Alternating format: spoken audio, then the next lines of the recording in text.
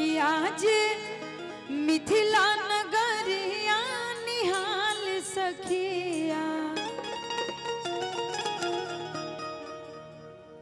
लेकिन ई बाद में गावल जाई, हमने के यहाँ जब बारात लागेला तो गावाला कि आपन खोरिया बाहर आई आपन पापा आई अवतारी दूल्हा दामाद रे लाला अवतारी दूल्हा दामाद रे लाला आपन खोरिया बाहर आई आपन पापा आपन खोरिया बाहर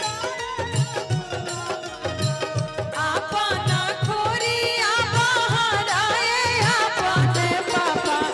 अवतारे दूल्हा दामाद रे लाला अवतारे दूल्हा दामाद रे लाला।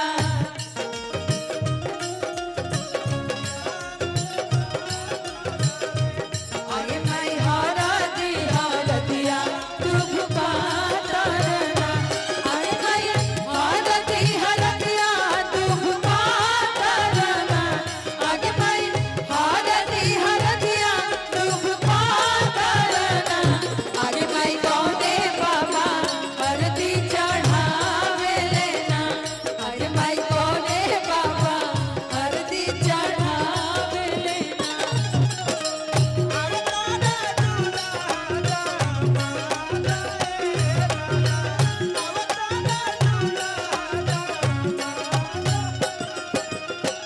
खाए के मांगले पूरी कचौड़ी हो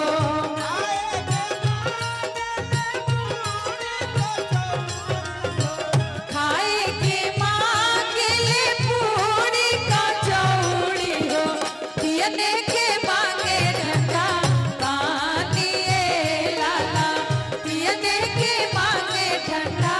पानी ए लाला।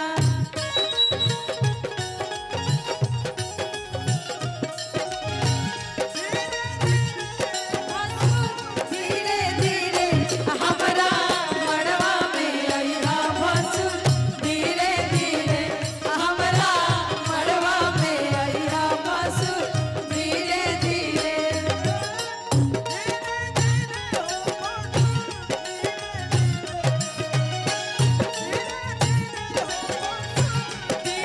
हमरा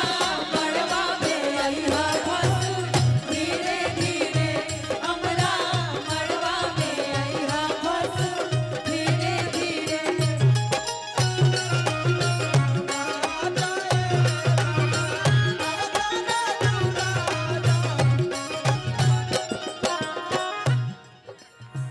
बैठे के मांगले टेबुल कुर्सी हो बैठे के मांगले टेबुल कुर्सी हो बैठे के मांगले टेबुल कुर्सी हो बिहने के लड़ने के मांगे माए दाना ए लाला बिहने के